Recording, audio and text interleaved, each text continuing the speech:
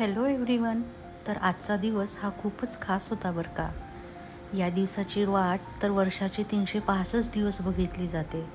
तो म्हणजे काय, बर्थडे. तर आज होता माझ्या बाळाचा बर्थडे. हो, सकाळी स्कूलसाठी रेडी वगैरे झाल्यानंतर मग त्याचं औक्षण करून त्याला स्कूलमध्ये पाठवलं. मध्ये येऊन बघितलं तर हे माझं छोटंसं बाळ उठून खेळतच होतं.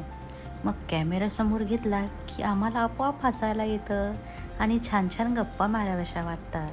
दुपारी दादा स्कूलमधून आला आणि त्याचं स्कूलमध्ये मला काय काय झालं हे सांगणं चालू होतं.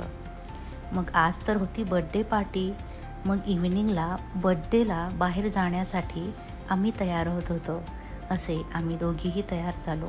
मग बड्डे बॉयलाही थोडं अटेन्शन दिलं, त्याला रेडी केलं. आम्ही सर्वजणं बड्डे डेस्टिनेशनवरती जाण्यासाठी निघालो. तर ही प्लेस होती माझ्या दादाची बड्डे सेलिब्रेट करण्याची प्लेस.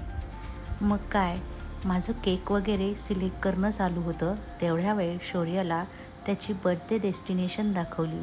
त्याला ही जागा खूप आवडली. एकदम फ्रेश वाटतंय मम्मा, असं म्हटला तो.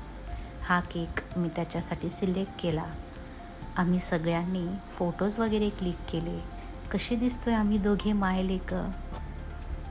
ज्या क्षणाची तो वर्षभर वाट बघत होता ते म्हणजे हेच, केक कट करणे, कॅन्डल्स ब्लो करणे. मग काय, सगळेजण लेकरांना अटेन्शन देतील, त्यांच्यासाठी बड्डे सॉन्ग म्हणतील. हेच तर आवडत असते या लेकरांना. मग त्याचं बड्डे सेलिब्रेशन झाल्यानंतर अजून एक गोष्ट जी त्याला खूप आवडीने मिळणार होती ती म्हणजे काय, गिफ्ट.